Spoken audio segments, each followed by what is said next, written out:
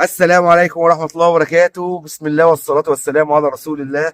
عدنا لكم في فيديو جديد من فيديوهاتنا. وطبعا يا جماعة دلوقتي كانت الدنيا مطرة واحنا بنصلي صلاة العصر في المسجد، لقينا بقى ايه، ضرب نار وسيول غرقت الدنيا. فطبعا كنت لازم اطلع اطمن على الحمام. انا طبعا بطلع بالليل، بس كنت لازم اجري بسرعة اطمن على الحمام. ليه؟ لانك لازم ترجع يعني تروح تتابع تشوف المطر عملت ايه. ممكن تكون وقعت عندك في طواجن البيض غرقتها، ممكن تكون وقعت على الزغاليل غرقتها، وارد يحصل فعلا والله. ما تضمنش يكون في خرم عندك في المكان مدخل لك ميه على الحمام. فاجري بسرعه، الله يكرمك، اطمن على حمامك. طيب هتعمل ايه يا ابو هاجر؟ طبعا انا دلوقتي شلت الميه من عند الحمام، شلت الميه من عند الحمام وحطيت لهم ميه عليها عسل نحل بخميره. عسل اسود عليه بخميره، عسل اسود بخميره. تمام كده؟ ده مهم جدا في الجو ده يا جماعه، عسل اسود على خميره. طبعا انا بقول مثلا حطيت لهم 10 لتر، حطيت قطعه خميره. لو عايز تحط حته قد قلت صباع، يعني قد الصابع نفسه قطعه خميره. انا عندي خميره بيطري، تمام، فحطيت خميره بيطري مع عسل اسود عشان يدفنوا جسمهم في الجو دوت كده ويرفع كفاءه جهاز المناعه والسعرات الحراريه. فالناس تخلي بالها يا جماعه في الجو ده، واجري بسرعه بص على حمامك، ما تكبرش دماغك. والمطره، المطره يا جماعه خير والله خير، بس برضه ساعات بتضرنا في الزغاليل والبيض، لكن هي خير طبعا.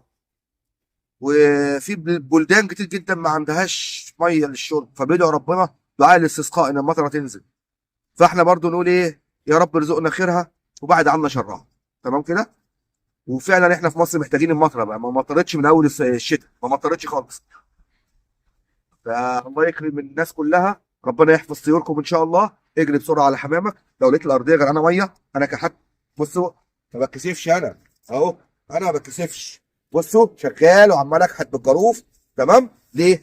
ده طير. فلو لقيت عندك الارضيه غرقانه ميه، اكحت يا باشا الارضيه، الله يكرمك، عشان التفاعلات بتاعت البراز ماشي وتلم. بص انا لامم والله كوم اهو من الارضيه من جوه ومن بره عندي هنا، لان عشان بتعمل امونيا، ريحه الامونيا بتضر الحمام. فاكحت الارضيه عندك ونشف الميه اللي في الارض. لقيت ميه زياده، اوعى تقول انا بالليل ولا بكره بعملها هي تنشف لوحديها، لا بالله عليك شيلها. والله بتخلي المكان تلج. الميه اللي في المكان عندك مع البراز مع ريحه الامونيا بتخلي لك الارضيه بتطلع تلج بالليل. الحمام هيتعب فعلا منك تنفسي. والله يكرمك، اكحت زي ما احنا عملنا اهو. بص اخوك عمال والله العظيم اهو، اهو. بص بره حتى الارضيه دي.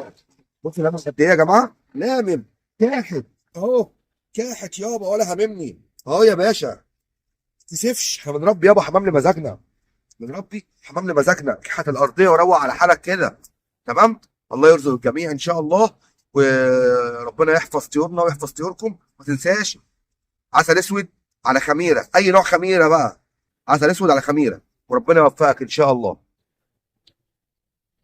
وان شاء الله ربنا يوفق الجميع وربنا يحفظ طيورنا. بصوا يا جماعه، نيري كده، بصوا الجو، بصوا الجو عامل ازاي يا جماعه. بصوا غروب الشمس، نجيبها كده مع بعضينا نشوف غروب الشمس عامل ازاي. بصوا الحمام اللي طاير في السما ده، وغروب الشمس، الشمس اهي.